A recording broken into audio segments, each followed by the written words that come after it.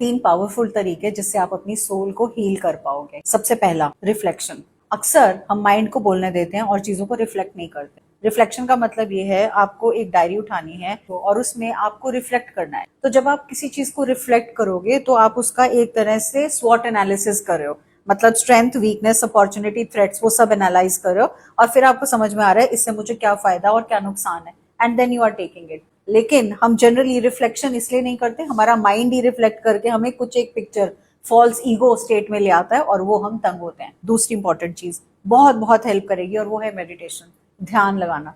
जो सबसे आसान चीज है वो हमें सबसे मुश्किल लगती है, बिकॉज हमारा मंकी माइंड हमें ध्यान लगाने नहीं देता।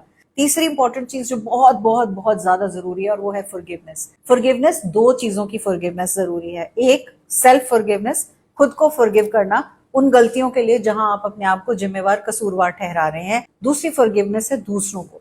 जब आप किसी को फॉरगिव करते हो तो आप अपने आप को फ्री करते हो उस बॉन्डेज के साथ जो आपको तंग करे हुए रखी है, और सोल के लिए freedom is the most important part. तो ऐसे में तीसरा इंपॉर्टेंट काम करेंगे फॉरगिवनेस का, जिसके लिए होपोनोपोनो प्रेयर आपको बहुत बहुत कमाल से हेल्प कर सकती है। इन तीनों को अपनी लाइफ का पार्ट बना लो, आप अपने आप को एलिवेटेड पाएंगे और बेटर पाएंगे। Share it with everyone who is struggling to be in the real self.